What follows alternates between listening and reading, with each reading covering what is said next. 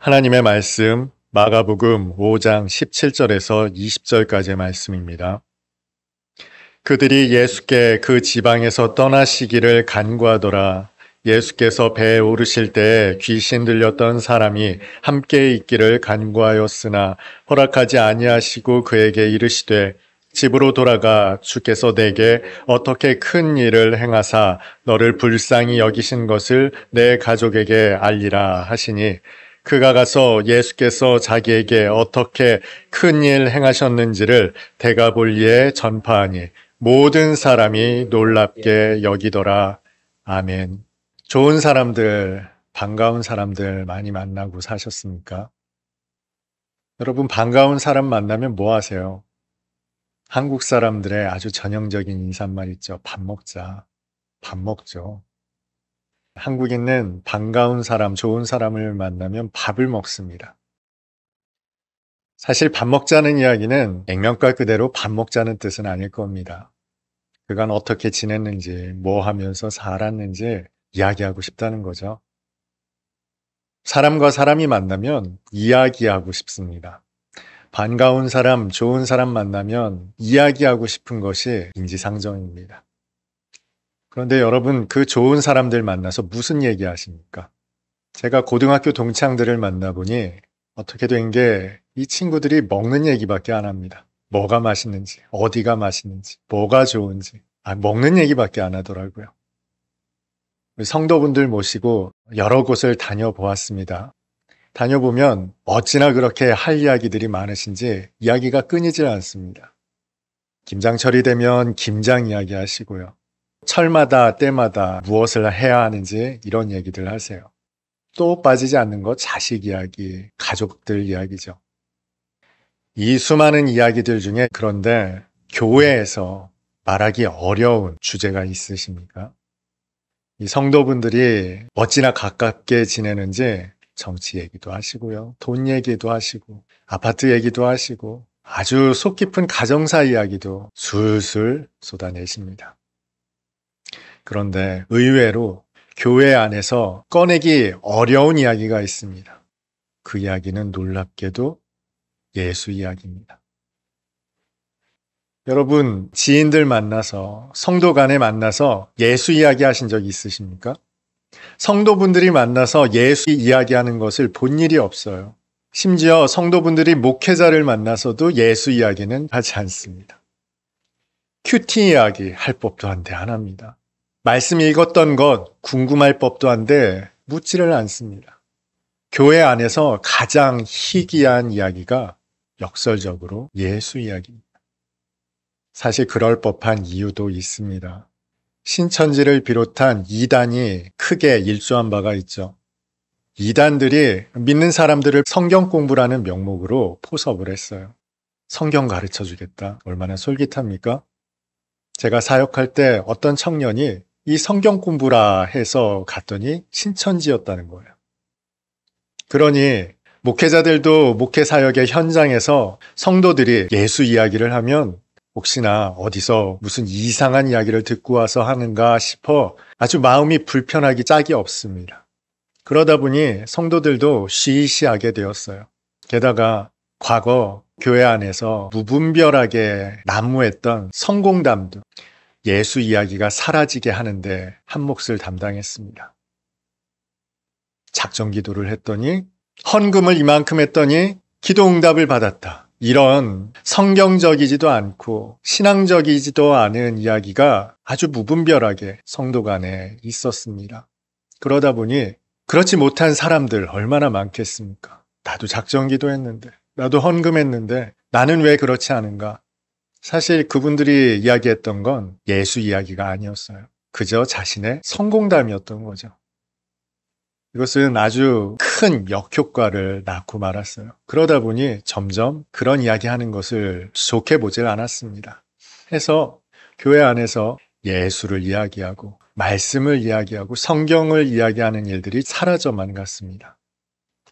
어쨌건 이런 이유 때문에 교회 안에서 예수를 이야기하는 것만큼 희귀한 일이 없습니다.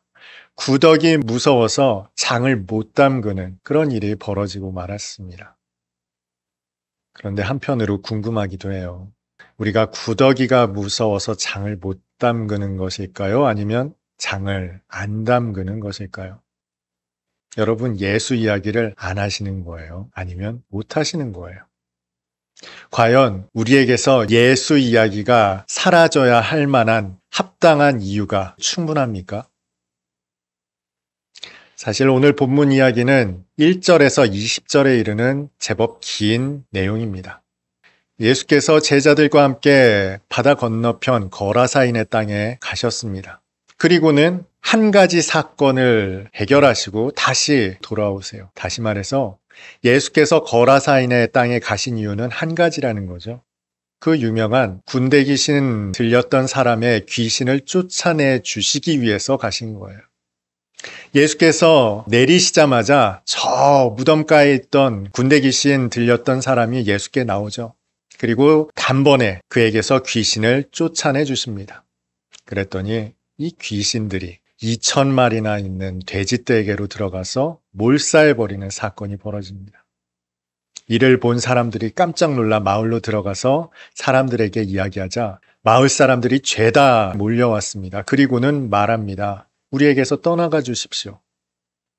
그래서 주님은 오래 계시지도 못한 채 돌아올 수밖에 없었습니다. 그 돌아오실 즈음 있었던 사건이 오늘 본문의 내용입니다.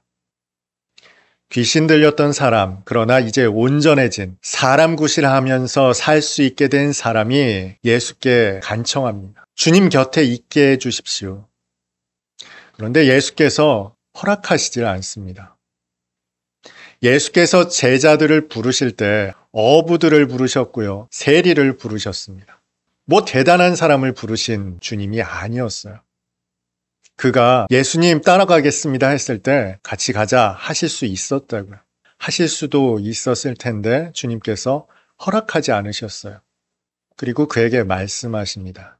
그러지 말고 집으로 가라. 그래서 내 가족들에게 하나님께서 어떻게 불쌍히 여기셨는가를 이야기하라는 거예요. 이것이 주님께서 하신 말씀이었어요. 생각해보니 그렇습니다. 그가 온전해졌을 때 제자들이 멀뚱멀뚱 있었을까요? 그가 얼마나 엎드려 감사했을까요? 제자들은 그런 일이 한두 번도 아니었을 겁니다. 그래서 그에게 아주 친절하고 자세하게 이야기해 줬겠죠. 우리 주님이 아주 능력이 많으신 분이시다. 저 갈릴리 땅에서도 수많은 사람들이 고침을 받고 귀신이 쫓겨나간 일이 있었다. 여기 오는데 얼마나 큰 풍랑이 일었는지 우리 죽을 뻔했다. 그런데 예수께서 한마디 말씀으로 그 풍랑을 명령하셨더니 잔잔케 되었다. 그런 주님이시다. 그러니 당신에게 일어난 일은 큰 일도 아니다. 대단한 일도 아니다 하면서 너스레를 떨며 이런저런 얘기를 했을 겁니다. 그 이야기를 전해들은 이 사람 마음이 어땠을까요? 하나님께서 정말 나에게 긍휼을 베푸셨구나. 그보다 그의 눈앞에 보이는 것은 하나님이 아닌 예수님이죠. 이분이 나를 정말 불쌍히 여기셨구나. 그래서 구원하시려고 여기까지 나를 찾아오셔서 이 수고를 감내하셨구나. 감격했을 거예요. 그런데 주님은 그 기쁨과 감격을 그 사람만 누리기를 원치 않으셨어요. 집으로 가라. 너의 가족들과 함께 누려라. 그 하나님의 나라를 만끽해라. 집으로 보내셨어요. 누구보다 큰 고충을 겪었을 가족들입니다. 사람들에게 또 얼마나 지탄을 받았겠어요.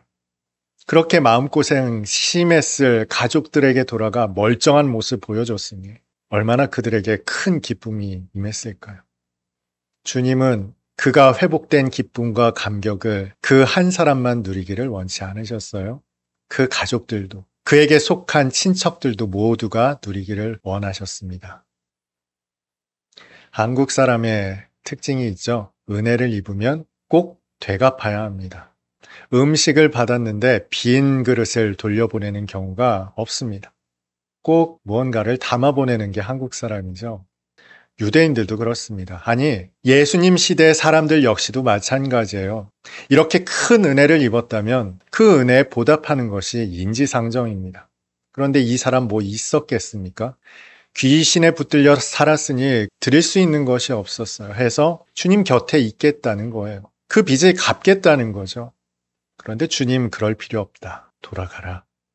너의 가족들과 함께 그 행복을 누려라. 만끽해라. 말씀하셨어요.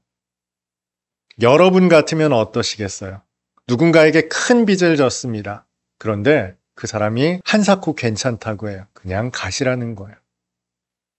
이제 집에 돌아갈 명분도 이유도 확실합니다. 이제 사람답게 행복하게 살면 됩니다. 그런데 오늘 성경은 그렇게 기록하고 있지 않더라고요. 그 사람의 뒷이야기를 20절에서 이렇게 이야기하고 있습니다. 20절입니다. 그가 가서 예수께서 자기에게 어떻게 큰 일 행하셨는지를 데가볼리에 전파하니 모든 사람이 놀랍게 여기더라. 아멘. 데가볼리 하면 폴리스라는 뜻이에요. 데카폴리스. 10개의 도시, 다시 말해서 이 사람이 집으로 돌아가서 행복하게 살았다라는 것이 아니라 전도자가 됐습니다. 이 도시 저 도시 다니면서 예수를 전파하는 전도자가 됐어요. 이것은 주님께서 명령하신 명령이 아니죠. 주님께서 부탁하신 일도 아닙니다. 그저 자의적으로 스스로 결정한 결정이었어요. 10개 도시 다니면서 전도하는 일. 돈이 들었겠죠. 하루 이틀에 끝날 일도 아닙니다. 며칠, 몇 달이 걸렸을지 몰라요. 게다가 일면식도 없는 사람들에게 가서 그 예수 이야기를 전하고 다녔다고요. 어찌 보면 조금 납득하기 어려운 이야기입니다. 그런데 이 사람이 그러고 살았어요. 그러고 다녔어요. 바울보다 앞선 전도자의 삶을 살았던 것이 바로 이 귀신 들렸던 사람입니다. 그런데 여러분, 그가 무엇을 전했을까요? 이 사람은 유대인이 아닙니다. 이방인입니다. 유대교를 알지도 못해요. 율법도 전혀 모릅니다. 당연히 성경도 알지 못하죠. 예수를 따라다니면서 그 예수님의 말씀을 보고 듣고 배운 일도 없습니다. 아무것도 없어요. 예수에 대해서 아무것도 모른다고요. 다만 이 사람이 알았던 것은 한 가지뿐입니다. 저 갈릴리에서 오신 예수께서 자신을 온전케 하셨다는 이 한 가지밖에 없어요. 그가 데가볼리를 다니며 사람들에게, 일면식도 없는 사람들에게 전했던 것이 바로 이것뿐이었습니다. 갈릴리 나사렛에서 오신 분이 나를 온전케 하셨다. 이 한 가지 사실만을 들고 그 복음을 전했어요. 그러면 그 이야기를 전해 들은 사람들이 요즘 우리가 전도하는 방식대로 교리를 가르치고 말씀을 가르치고 우리의 구원의 서정을 가르치면서 전도하는 그 전도의 순서에 따라 들었을까요?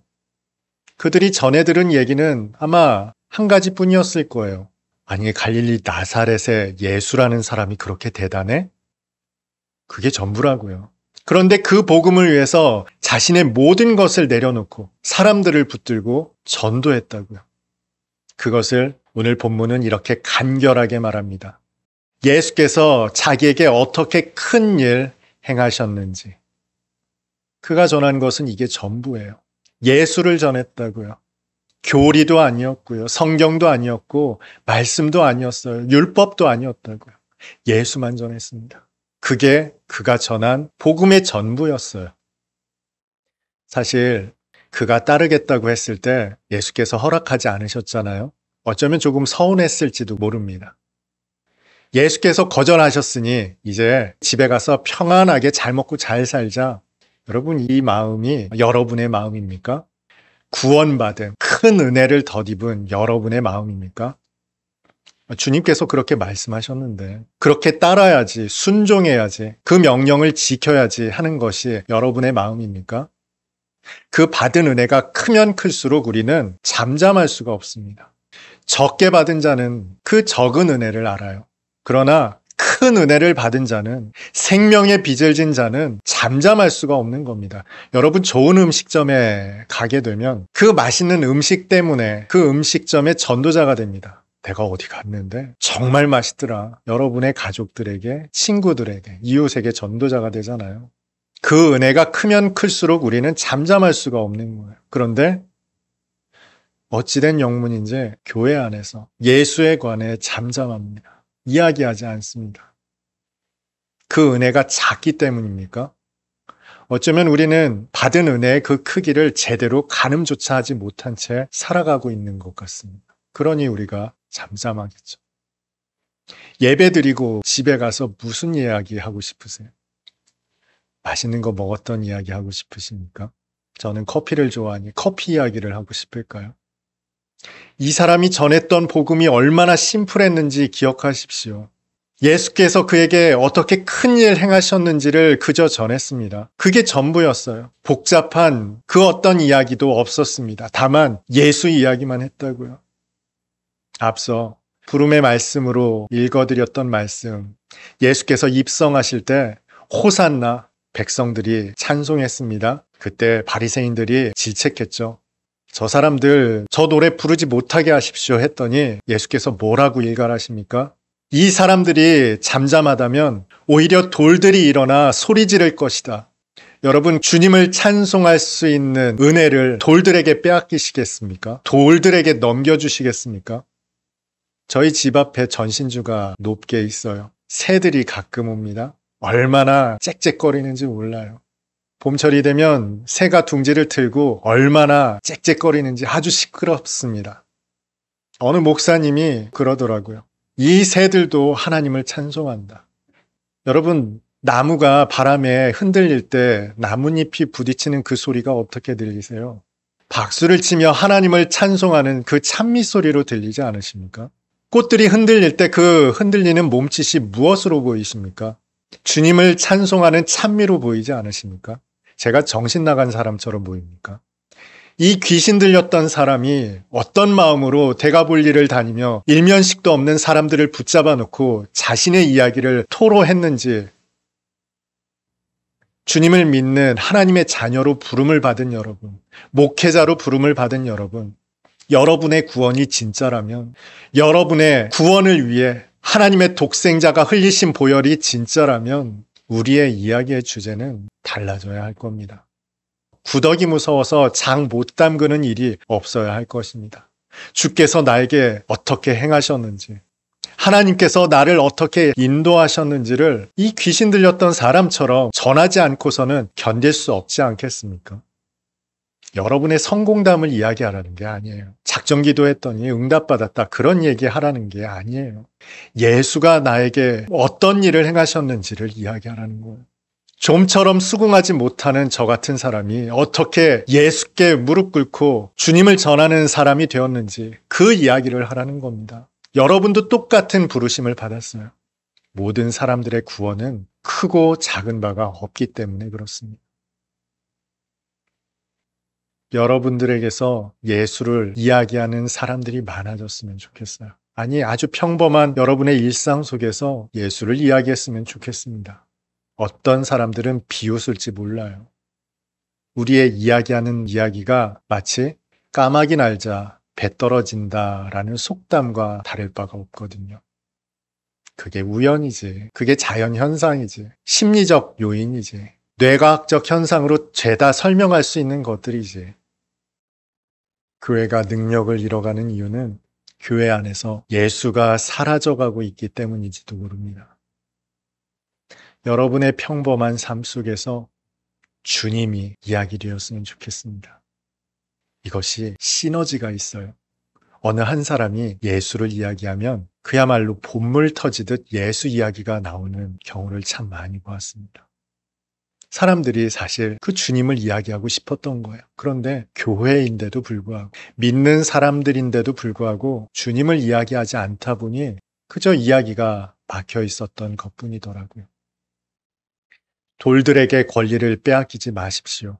하나님을 찬미할 수 있는 권리는 그의 자녀들에게 먼저 주어졌습니다. 여러분은 주님을 이야기하며 그 기쁨과 감동을 공유할 수 있습니다. 서로가 알기 때문에 그래요. 그 하나님의 나라를 한 공동체 안에서, 교회 안에서 누릴 수 있었으면 좋겠습니다. 생존자들의 모임, 살아남은 자들의 모임, 이것이 교회입니다. 그 교회의 풍성함을 세상은 누리지 못할 때 오늘 예배드리는 저와 여러분 모두가 여러분의 삶의 현장에서 풍성하게 누릴 수 있기를 주님의 이름으로 축복합니다.